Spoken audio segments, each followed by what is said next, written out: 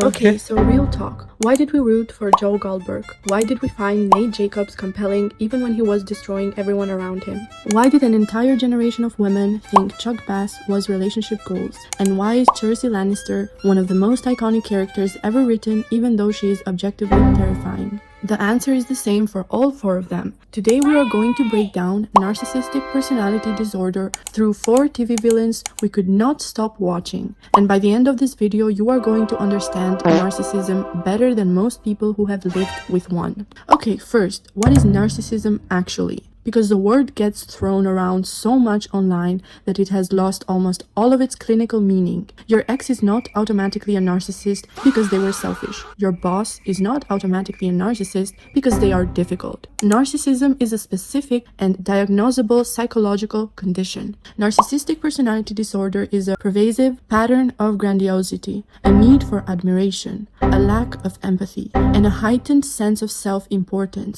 and it exists on a spectrum. Grandiose narcissism is characterized by high self-esteem, interpersonal dominance, and a tendency to overestimate one's capabilities. There is also vulnerable narcissism, which looks completely different on the surface, shy, insecure, victimized, but shares the same core of entitlement and lack of empathy underneath. And here's the thing that makes narcissism so hard to recognize in real life. Popular media often portrays narcissistic characters as charming, manipulative, or emotionally cold. And that charm is exactly why we get pulled in. Which brings us to our first character. Joe Goldberg is one of the most textbook depictions of grandiose narcissism ever written for television. And the most chilling thing about him is not what he does, it is how he justifies it. Joe genuinely believes he is the hero of every story he is in. He believes his stalking is devotion. His obsession is love. His control is protection. He has constructed a narrative about himself as a deeply romantic and misunderstood man.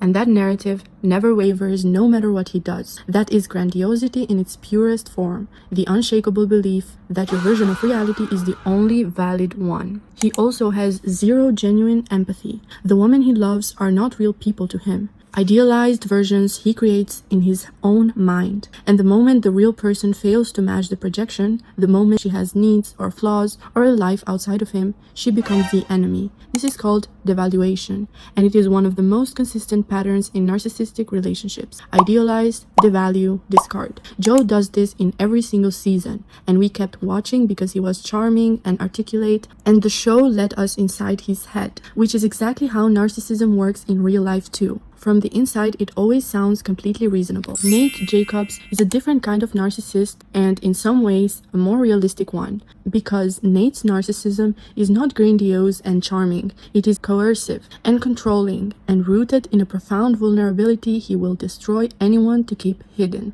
Nate's entire identity is built around an image. The perfect son, the perfect athlete, the most powerful person in any room. And anything that threatens that image, his father's secret, his own buried feelings, anyone who refuses to comply with his narrative, gets annihilated. Not because Nate is simply cruel, but because his sense of self is so fragile that any crack in the image feels like a complete psychological collapse. This is what psychologists call narcissistic injury. The narcissist's self-image is actually built on a foundation of deep shame and inadequacy. And the grandiosity, the control, the rage, all of it is a defense mechanism against ever having to feel that shame. Nate cannot afford to be wrong because being wrong means the whole structure collapses, and so he controls everything and everyone around him instead, and the people closest to him pay for it. Okay, Chuck Bass. And I need us to be honest about this one because I think it is the most important character on this list for our generation specifically. Chuck Bass is entitled, manipulative, uses people as pawns, takes what he wants without asking, and feels completely justified in everything he does because he is Chuck Bass and the world owes him everything. That is textbook narcissistic entitlement. And an entire generation of teenage girls, including honestly most of us, watched him and thought that is what love looks like. That intensity, that possession, that I will destroy anyone who gets in my way because you are mine energy. And here's the psychological damage of that. When you grow up watching narcissism narcissistic behavior packaged as romance, you internalize it as normal. You learn to confuse control with passion, obsession with devotion, the hot and cold cycle with chemistry, and then you meet a Chuck Bass in real life, and your nervous system says this feels familiar, this feels like love, because you were literally trained to feel that way by what you watched. Chuck Bass did not just entertain us, he trained us, and I think that is worth sitting with. And Cersei Lannister is the most psychologically complex narcissist on this entire list, and here is why.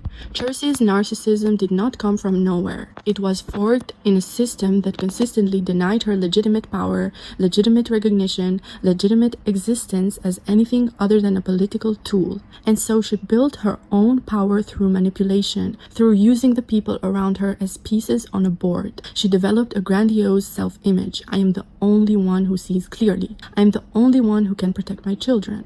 I am the only one who deserves to rule. As a response to a world that told her she was nothing. And this is where Cersei teaches us something really important about narcissism that most people do not know. Narcissism is not always born from too much love and admiration in childhood. It is very often born from the opposite, from an environment where love was conditional, where worth had to be performed, where vulnerability was dangerous. Exposure to narcissistic parenting fosters a developmental environment characterized by emotional inconsistency, conditional acceptance, and an absence of secure attachment. Cersei had all of that, and she became exactly what her environment created. That does not excuse what she did, but it explains it, and understanding the origin of narcissism is actually the most important thing you can do, whether you are trying to understand someone in your own life or trying to understand yourself. Joe Goldberg showed us grandiosity disguised as love. Nate Jacobs showed us coercive control disguised as strength. Chuck Bass showed us entitlement disguised as passion.